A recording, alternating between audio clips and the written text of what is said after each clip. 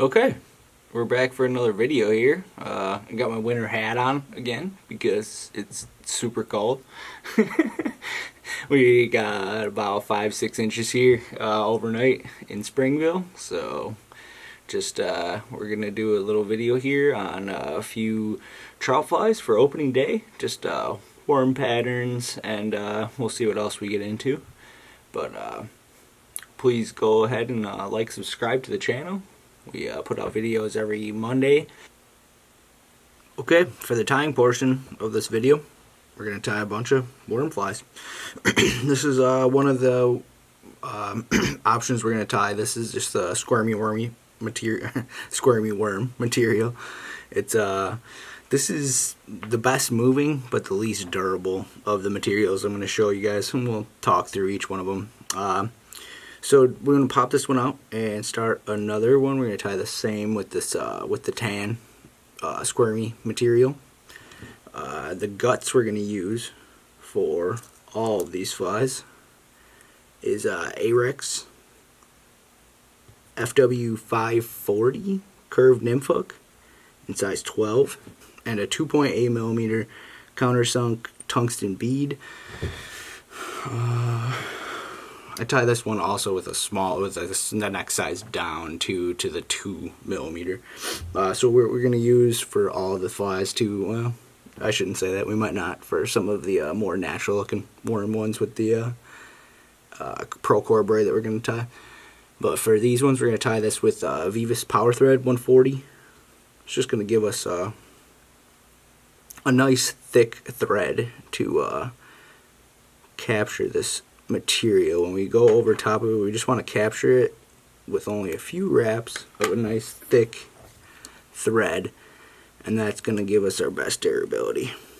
So I'm just attaching my thread here right by the hook point, leaving my bead up front. I'm going to come in. This is a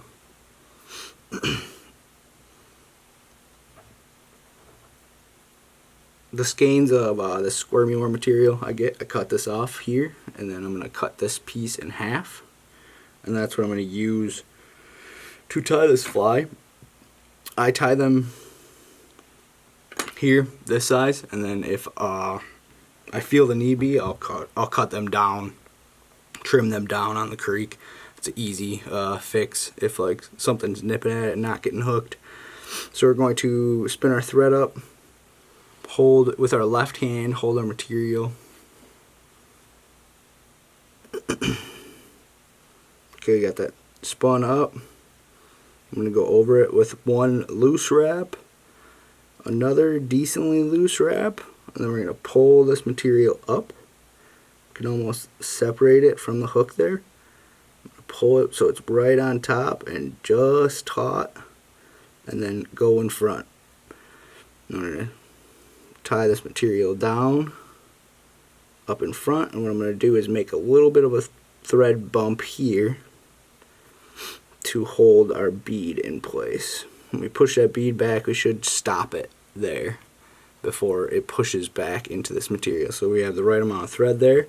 I'm going to come up and over. I'm just going to hold the bead for a second. You won't be able to see, but coming over the bead and then in front. I'm going to tie a few wraps in front. Back to our bead. Pull our squirmy material over. And once again, I'm holding this with my left hand. We're going to trap it with 1-2 wraps. We're going to grab it, pull it all up a little bit, get right just in front. Now we're just in front. Do our half hitches and finish this fly off. So this here is a squirmy I use a lot. This is a little bit longer in the front. We're going to trim that one down. Okay. I use this a lot. I can use it in a regular nymphing rig under a bobber. I can use it, sorry, hopefully this is focused for you guys. Use it under a bobber, under a popper, under I use it a lot pond fishing actually, like under a popper. I love this fly. Just a little bit of tungsten weight there gets it down. It can be fished in a hopper dropper, a lot of different ways. And this hook is small, but it will definitely hold quite large fish. Quite large fish, and it'll still be able to hook your panfish and stuff like that, which is another advantage of the small hook. So this is the squirmy worm material. So this is pretty much your least durable squirmy worm that you can fish. Nothing moves like them in the water. I mean, you can see this material, it just moves very, very well. But yeah, the problem is going to be durability. So actually, before I ramble on some more, I'm going to seal this one up with some UV. I found using this Raid Zap here, and I just stick it, I try and keep it right up on the bottom of this fly, so it really only touches the thread wraps and the bead, and I've never had an issue with the material disintegrating just from the resin. It's not going to protect them from the UV sun and stuff like that, and I'm melting in the hot weather, but it will not melt just from our UV here, which some other brands of UV and definitely super glues will do that to these flies. Okay, so I have that, just that little bit, and I just put it over my thread wraps here and the bead. It's not even really touching our material, and even if it does, it'll be okay. So that is that. We're going to pop this one out, and I'm going to tie what is becoming my new favorite squirmy worm material, which is a micro pearl core braid. It's just it's going to be a lot more durable, and you can cut it and fix it, and it's just a more durable material for this fly. And this one we're going to do with some micro pearl core braid in this color brown. This is the micro pearl core braid, excuse me. And I'm going to pop this one out and tie one up for you guys. So we're going to come in with the same setup once again here. We have our Ahrex 540 number 12. Going to use the Power Thread 140 in fluorescent pink again. That's for kind of like a hot spot on this fly. Just going to attach our thread on, give a few wraps back, clip off our tag, and then now we're ready for this micro pearl core braid. So one thing we're going to want to do here is we're going to melt the end of this, and you cut it, it will fray here a little bit. So I melt it and then spin it in my fingers like this. That gives us our nice little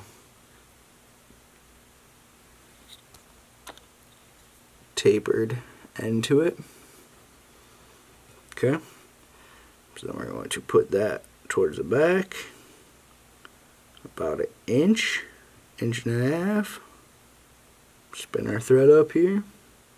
I'm just holding the material back with my left hand here. We're going to go over it with 1, 2 wraps, just cinch that down a little bit. We can bring the material back. I'm going to wrap in front. I'm going to make a little bit of a thread dam again, same way we did before. Once again, this is going to keep our bead in place. Okay, that's where I'm going to take 1 wrap off, just so we can get this bead back a little bit further. There we go. And same thing, we're going to go up and over, and then wrap back to our bead again. I'm going to come over with this micro pearl core braid. I'm going to hold this in my right hand this time. Use our left hand to go over it once, over it twice, pull material back, couple wraps up here, half hitch, and then we are ready for some UV after we cut these materials out and trim them to length. Just cut my thread off. I'm going to cut my pearl core braid a little bit longer than I want it, because when I melt this, we're gonna lose a little bit of length here. So, hit that again with the flame. Spin it. Here we go. Those are pretty even. I like it. I'll invert our hook quick and hit this with some Braid Zap. And the other thing about this material that's nice is I can coat this entire area.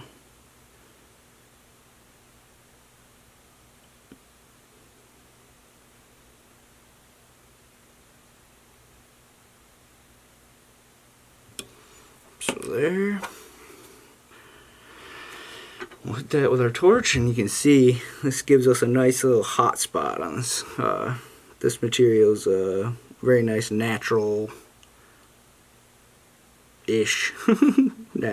color. It's quite flashy, but it definitely mimics more of like an earthworm or something like that than some of the very bright pink ones. So now that we have that all cured up, put that back in the vise just like so. And yeah, that is our Tungsten Beaded Squirmy Worm. This one's just the micro pearl core braid. You'll see on the website and everything when you're ordering them, it'll say pearl core braid in the descriptions, but it'll also just say flashy brown or flashy pink or whatever color it is. Yeah, this material, like I said, is a lot more durable, and it's just you're gonna actually get multiple fish out of it. You can get multiple fish out of the squirmy worms, don't get me wrong. It's just you can also break them very easily or leave them in the sun, and leaving that box in the sun means you did all that work for nothing, I guess. So good luck out there, everyone, on opening day. Go out, catch some fish, kill the stalkers if you feel you want to, and just be safe. Be safe and be mindful of the other fishermen out there. Everybody get along, and we'll have a lot of fun out there. I always look forward to opening day. Thank you for following along with this video. A lot of the materials that you see in this video are available in the links below in the description through our website. And if we don't have them in stock, just get a hold of us and we can let you know when they will be available. We're always adding new things to our website and would love to grow with you guys. If there's something we don't have that you would love us to have, please get a hold of me and let me know, and I will accommodate everyone the best that I can. Good luck on opening day out there on the water. Be safe and catch some fish and spread the love. Everybody take your kids fishing. That's what it's for. Stalkers are for kids. So everybody go and have fun and be good people. Thank you for watching. Have a good one.